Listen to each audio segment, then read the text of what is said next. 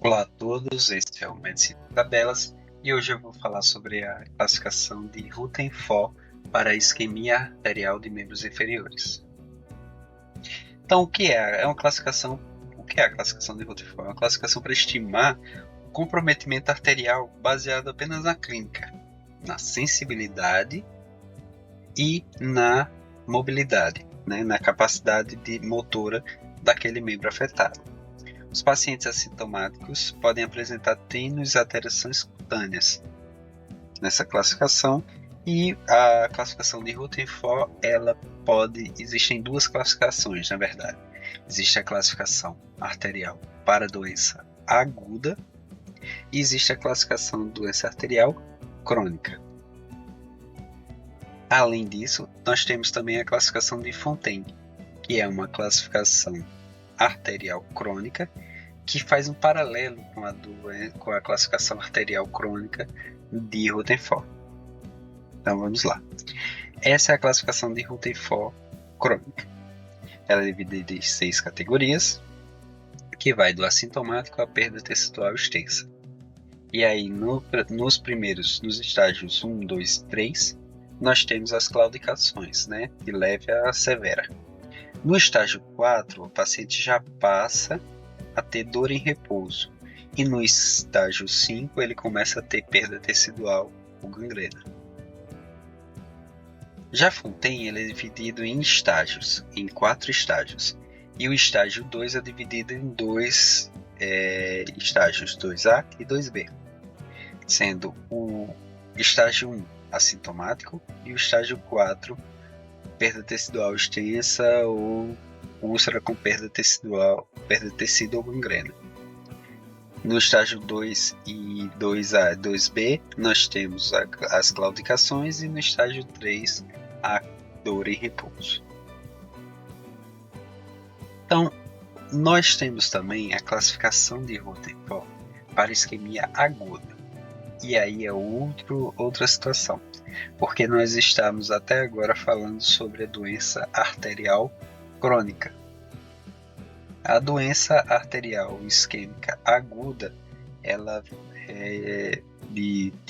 ela é classificada por Rutherford em 3 categorias, sendo a categoria 2 dividida em 2A e 2B.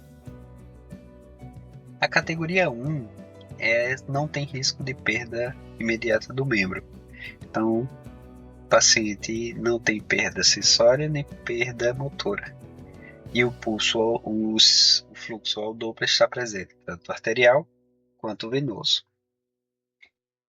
Já na categoria 2A, o paciente tem bom prognóstico caso tratado precocemente. Tem perda mínima de acessória, né, principalmente tornozelos, ou sem perda acessória. E a motricidade mantém-se preservada. O fluxo arterial está frequentemente ausente. Lá na categoria 2B, o prognóstico é bom, se tratado imediatamente. Tem perda sensorial mais presente e dor ao repouso.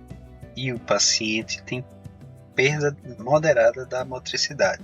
Então vê aqui que o paciente já tem dor ao repouso, que é um marcador interessante na avaliação periférica arterial. Ao Doppler, o paciente tem o fluxo arterial usualmente ausente, porém o venoso continua presente. E na perda irreversível, nós temos perda tecidual importante e lesão neurológica irreversível. Então nós temos uma importante perda completa da sensorial e o membro está paralisado, né? O paciente não consegue mais mover o membro. E ao Doppler nem tem fluxo arterial, que já não tinha, né, nos estágios menos avançados, mas nós também temos ausência do fluxo venoso. Então, para a gente fazer um paralelo, a gente pode comparar a classificação de Fontaine com a classificação de Rutherford. E aí, quando eu estou falando do Rutherford, eu estou falando da Rutherford para doença arterial periférica crônica. Então vamos lá. Estágio 1 é igual, né? E o estágio 4 equivale aos estágios, às categorias 5 e 6 de Rutherford. O estágio 2A se correlaciona com a categoria 1 de Rutherford.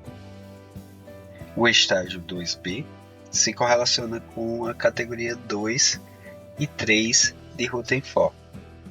E o estágio 3 se correlaciona com a categoria 4 de Rutherford. Você vê que, olhando essa tabela, a gente consegue identificar os principais achados que têm que ser pesquisados na prática, que é perda sensorial, perda motora, ausência de fluxo arterial, ausência de fluxo venoso. E a claudicação, né, que vai variar em graus, e a dor ao repouso, além das lesões cutâneas. Então, tendo esses dados, você consegue fazer uma classificação independente do tipo de classificação que você está querendo achar. E aí você vai poder definir uma conduta melhor para o seu paciente. Bom, essas foram as referências. Agradeço a todos, tudo de bom. Tchau, tchau.